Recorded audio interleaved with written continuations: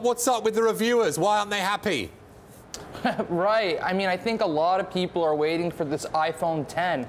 If you look at the 8 and 8 Plus in comparison to what else is on the market in that price point, from about $700 to the low end of the $900 range, this phone is, like you said, pretty lackluster compared to what Samsung has on the table here. But people are going to want to wait for the iPhone 10 to have something a little bit special, something that really stacks up to the competition. And I think that's where the discrepancy is, that reviewers are comparing this to other flagship phones, which is the right thing to do. They're not missing the boat here. So it's interesting to see that Apple's sort of splitting up the line, even with that high price point for flagship models.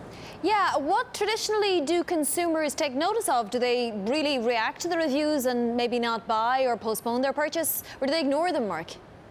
I mean, I could tell you from my own experience, I can't speak to everyone, but I was fairly interested in ordering the LTE Apple Watch, that new one that can connect to cellular networks. But some of the people who were seeded early review units said that the LTE connectivity would drop after some usage. It wasn't working like Apple's advertisements showed. The battery life was quite abysmal compared to an Apple Watch without cellular. So I've personally decided to hold off on buying one of those until those issues are fixed down the road.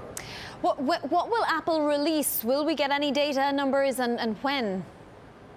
Yeah, I don't think so. I don't think we're going to get specific numbers on this opening weekend for iPhone 8 and 8 Plus sales, quite frankly, because they know lots of people are waiting for the iPhone 10, and these numbers, when they are announced, are really going to affect their stock price in a negative way if they're to announce them, because you only have 2/3 of the new models already out for this launch this week. What you're going to see is a lot of people waiting for the iPhone 10 coming out in November. Traditionally, the people who would line up and pre-order new iPhones every year are Apple's most loyal supporters, at least a big group of it, people who really want the highest end devices, people who don't want to wait, early adopters. And the iPhone 10 is a phone for early adopters. So obviously those people are going to wait until the 10 comes out, and that's why you're not going to see really strong sales compared to past opening weekends this time around.